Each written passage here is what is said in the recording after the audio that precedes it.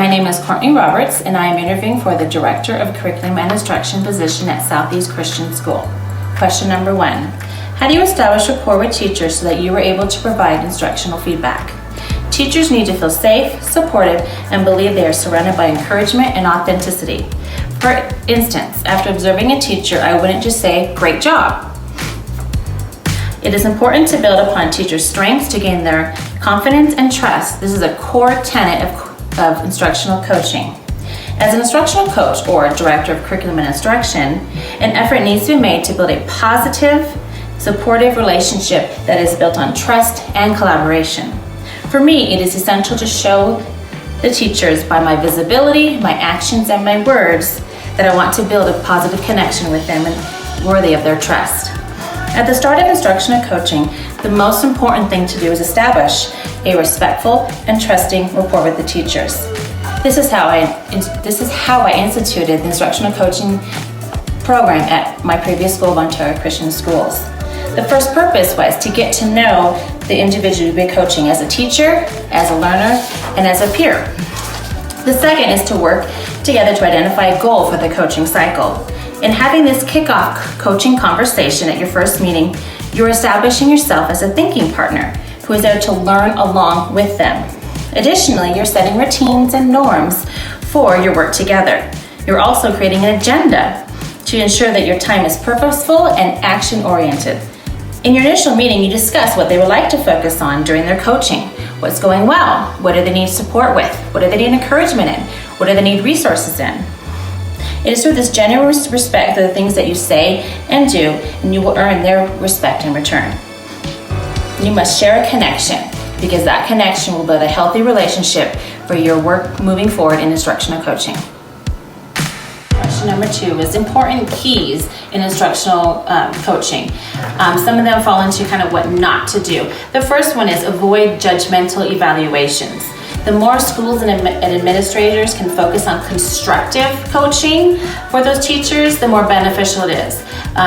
Mostly you don't want to fall into just really focusing on the evaluation or focusing on judgments of the teacher.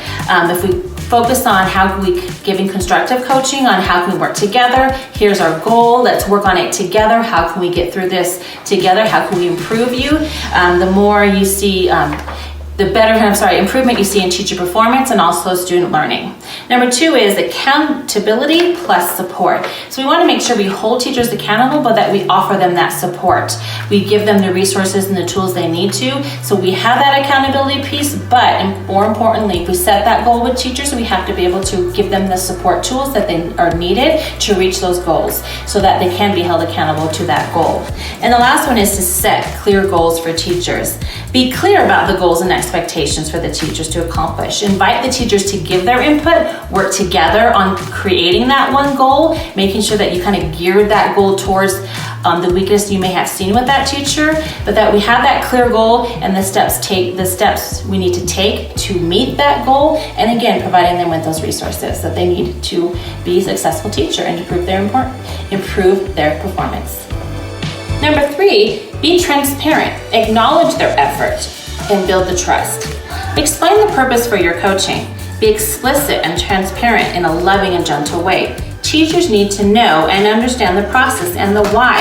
If they don't buy into the why, if they don't understand the why, they will not put the work into it and they will not believe in it. They need to know the process of where am I going? So what's the learning intention and the learning goal? How am I doing? Are we giving them feedback? This is their success criterion. Are they getting that feedback? How are they progressing in meeting that goal? Where to next? The key to coaching is being the vehicle for taking valuable people from where they are to where they wish to be, to that next level. It can be hard to buy into coaching if the teacher doesn't understand what it is you're doing and how it benefits them. Use a strengths-based approach to coaching and acknowledge that they're already doing many things well. So give them that praise, give them that validation, acknowledge them. You can recommend another resource to ask them to try it, and then share out what stood out. In closing, coaches need to show teachers that they are worthy of their trust. So that resistant teacher, oftentimes you just need to build that trust with them. You need to give them that praise, give them that acknowledgement of, you're doing well, we just want to take you to that next level. How can we take you to that next level? Emphasize confidentiality and make sure you keep your word. Connect with resistant teachers. It's all about, again, building that relationship, coming to a place of understanding and transparency. Make sure the teachers understand how coaching can help and how it can benefit them and how you're so excited to work with them. So that was a really quick rundown of the new Teacher Mentor Program. Again, I'll send a PDF so you can kind of see it in detail, but its goal is really to support that new teacher. That new teacher, number one, needs the information. It needs to be partnered with a veteran teacher to support them through what's expected, what are the procedures, what are the rules, what are the routines, what's going to happen at back to school night, what's going to happen when you do those parent-teacher conferences, what's expected of you. So it really is just a program to work together with the Director of Curriculum Instruction, with the veteran teacher, to be able to really support them that first year and that year two. And also being able to observe them. What are they going to be observed? And from those observations, what are some goals to put forth? But three important keys in providing support for that new teacher is school information. They have to know the policies and the procedures of the school, because then they don't feel like they're lost every day. They feel like, okay, I kind of know what to expect. I know what I need to do. I know the routines of how to do certain things. They just need that information. 2, attainable goals. Because a new teacher is so overwhelmed with everything, it's essential for a coach to provide them strategic, aligned, and direct goals or focuses for those first couple months, and then moving on forward after those first couple months. So setting small goals that are measurable, that can be reached within a few weeks to really build their confidence. You want them to have those first wins. When they have those first wins, they gain more confidence. They kind of take a sigh of relief. Okay, I can do this. Next thing, and then you set up another goal. So really giving them those little small wins in the beginning builds those confidence. Giving them feedback. New teachers need feedback on their emerging teaching practice. Perhaps most important, to give feedback that is grounded in observational data. Restrict it to one or two key points so you're not overwhelming them.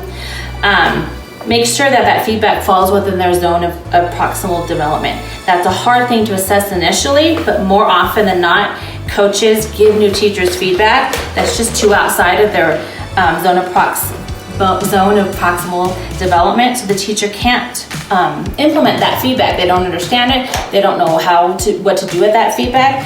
And then they feel frustrated. So giving them that attainable feedback that they can take, they can use it moving forward to again make more wins to build their confidence.